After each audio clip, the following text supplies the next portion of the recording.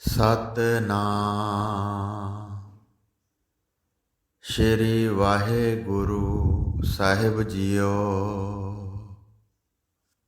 ਪਰਮ ਸਨਮਾਨਿਓ ਗੁਰੂ ਰੂਪ ਗੁਰੂ ਖਾਲਸਾ ਸਾਧ ਸੰਗਤ ਜੀ, ਵਾਹਿਗੁਰੂ ਜੀ ਕਾ ਖਾਲਸਾ, ਵਾਹਿਗੁਰੂ ਜੀ ਕੀ ਫਤਿਹ। ਇੱਕ ਵਾਰ ਧੰਨ ਧੰਨ ਬਾਬਾ ਸ਼੍ਰੀ ਚੰਦ ਜੀ ਮਹਾਰਾਜ ਜਗਤ ਨੂੰ ਤਾਰਦੇ ਹੋਏ ਗਰਨਾਰ ਪਰਬਤ ਕਾਠੀਆਵਾੜ, ਜੋ ਕਿ ਗੁਜਰਾਤ ਵਿੱਚ ਹੈ, ਉੱਥੇ ਪਹੁੰਚੇ। ਉਸ ਪਰਬਤ ਦਾ ਦ੍ਰਿਸ਼ ਇਸ ਪ੍ਰਕਾਰ ਹੈ। ਇੱਕ ਪਾਸੇ ਤਾਂ ਗੋਰਖ ਦਾ ਤਪ ਸਥਾਨ ਹੈ, ਜੋ ਉੱਚੀ ਪਹਾੜੀ 'ਤੇ ਹੈ, ਜਿੱਥੇ ਉਹਨਾਂ ਨੇ 9 ਨਾਥ ਅਤੇ 84 ਸਿੱਧਾਂ ਨੂੰ ਪ੍ਰਗਟ ਕੀਤਾ ਸੀ।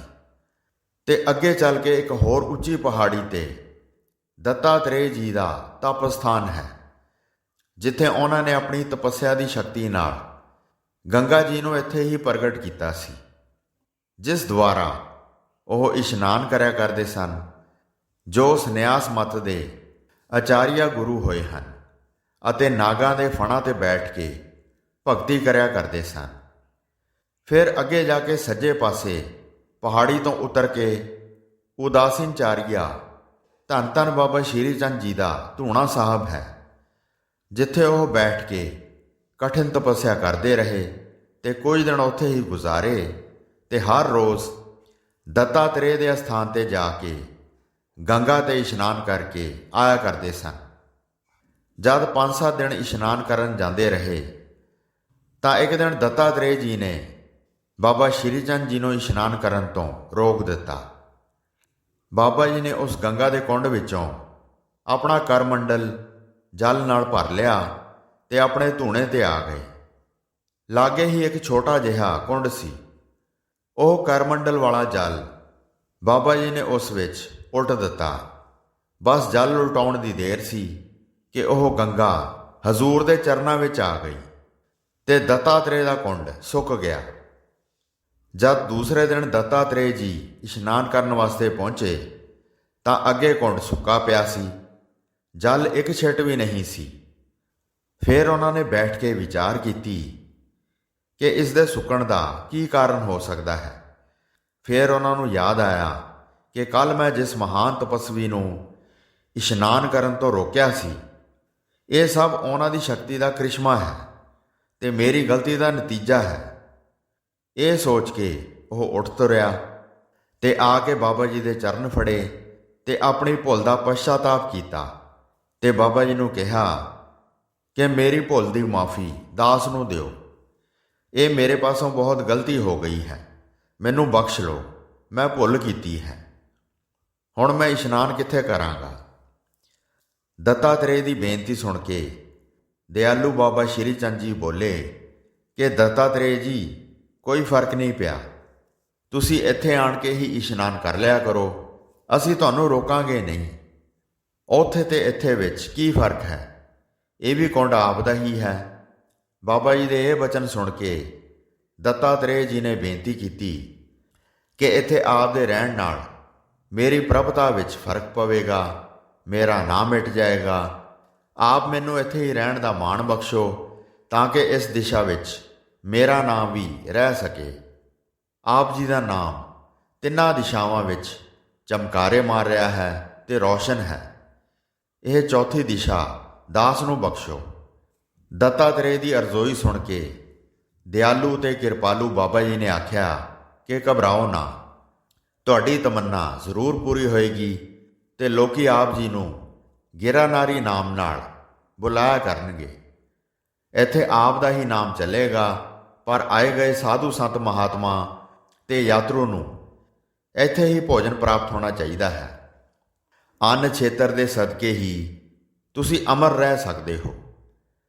ਬਾਬਾ ਜੀ ਦੇ ਬਚਨ ਸੁਣ ਕੇ ਦੱਤਾਤਰੇय ਨੇ 7 ਵਚਨ ਕਹਿ ਕੇ ਨਮਸਕਾਰ ਕੀਤੀ ਤੇ ਬਾਬਾ ਜੀ ਨੇ ਆਸ਼ੀਰਵਾਦ ਦੇ ਕੇ ਉੱਥੋਂ ਅੱਗੇ ਚਾਲੇ ਪਾ ਦਿੱਤੇ।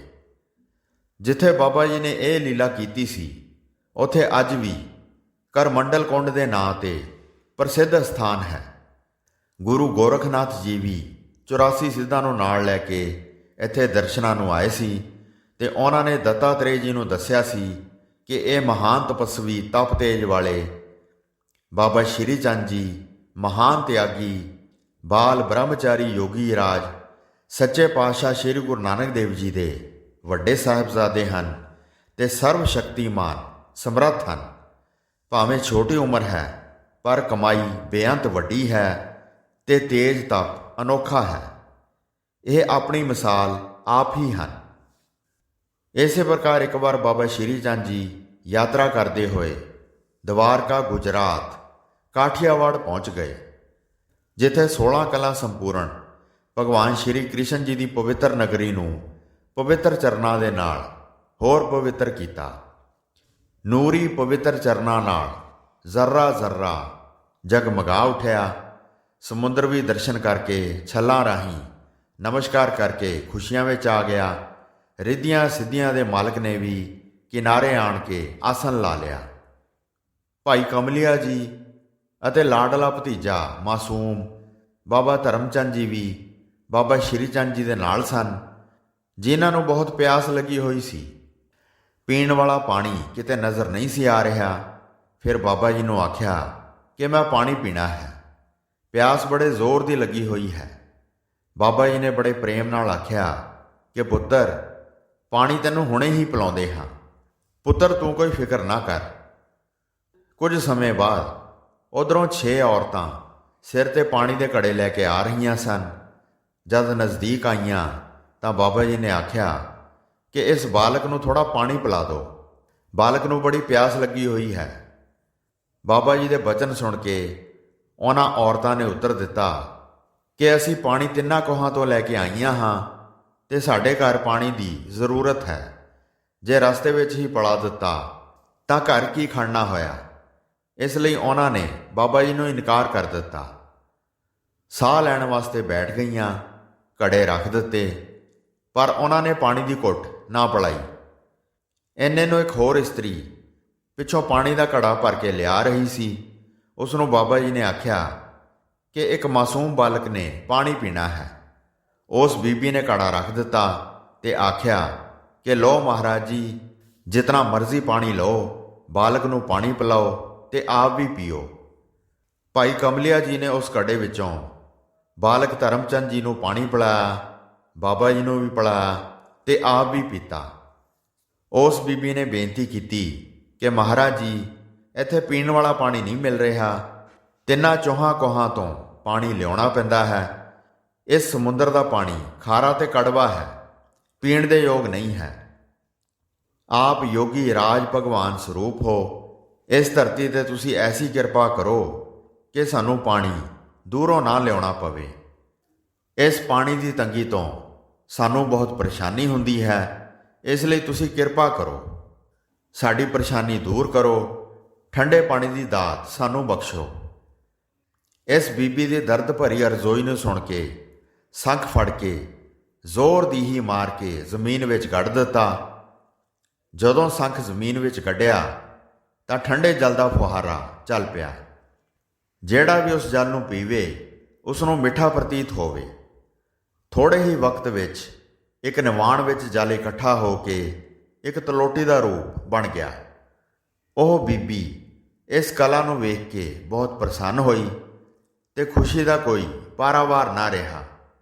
ਉਸਨੇ ਜਲ ਪੀਤਾ, ਘੜਾ ਭਰਿਆ ਤੇ ਚਾਈਂ ਚਾਈਂ ਬਾਬਾ ਜੀ ਦਾ ਜਸ ਗਾਉਂਦੀ ਗਾਉਂਦੀ ਆਪਣੇ ਘਰ ਨੂੰ ਚਲੀ ਗਈ। ਹੁਣ ਉਹਨਾਂ 6 ਔਰਤਾਂ ਨੇ ਵੀ ਬਹੁਤ ਪਛਤਾਤਾਪ ਕੀਤਾ ਕਿ ਸਾਥੋਂ ਵੱਡੀ ਤੇ ਭਾਰੀ ਭੁੱਲ ਹੋ ਗਈ ਹੈ, ਜੋ ਅਸੀਂ ਐਡੀ ਵੱਡੀ ਕਲਾ ਕੁਦਰਤ ਵਾਲੇ ਰੱਬ ਸਰੂਪ ਸਾਧੂ ਨੂੰ ਘੁੱਟ ਪਾਣੀ ਤੋਂ ਇਨਕਾਰ ਕਰ ਬੈਠੀਆਂ ਹਾਂ। ਉਹਨਾਂ ਨੇ ਵੀ ਬਾਬਾ ਜੀ ਦੇ ਕੋਲ ਆਣ ਕੇ ਬੇਨਤੀਆਂ ਕੀਤੀਆਂ ਤੇ ਆਪਣੀ ਭੁੱਲ ਨੂੰ ਬਖਸ਼ਾਇਆ। ਜਿਸ ਜਗ੍ਹਾ ਤੇ ਬਾਬਾ ਸ਼੍ਰੀ ਚੰਦ ਜੀ ਨੇ ਇਹ ਕ੍ਰਿਸ਼ਮਾ ਕਰਕੇ ਵਿਖਾਇਆ, ਉਸ ਨੂੰ ਸੰਖਾਸਰ ਆਖਦੇ ਹਨ, ਜੋ ਬੇਟ ਦਵਾਰਕਾ ਤੋਂ 2 ਮੀਲ ਦੀ ਦੂਰੀ ਤੇ ਹੈ। ਪਹਿਲਾਂ ਕਾਫੀ ਚਿਰ ਤੱਕ ਸੰਨਿਆਸੀ ਸਾਧੂਆਂ ਦੇ ਕੋਲ ਰਿਹਾ, ਪਰ ਹੁਣ ਉਦਾਸੀਨ ਸਾਧੂਆਂ ਦੇ ਕੋਲ ਹੈ। ਇਸ ਪਵਿੱਤਰ ਸਥਾਨ ਤੇ ਬਾਬਾ ਸ਼੍ਰੀ ਚੰਦ ਜੀ ਦਾ ਸੋਹਣਾ ਮੰਦਰ ਵੀ ਬਣਿਆ ਹੋਇਆ ਹੈ। ਹੋਈਆਂ ਭੁੱਲਾਂ ਚੁੱਕਾਂ ਦੀ ਖਿਮਾ ਬਖਸ਼ੋ ਜੀ। ਦਾਸ ਨੂੰ ਆਗਿਆ ਦਿਓ। ਵਾਹਿਗੁਰੂ ਜੀ ਕਾ ਖਾਲਸਾ ਵਾਹਿਗੁਰੂ ਜੀ ਕੀ ਫਤਿਹ।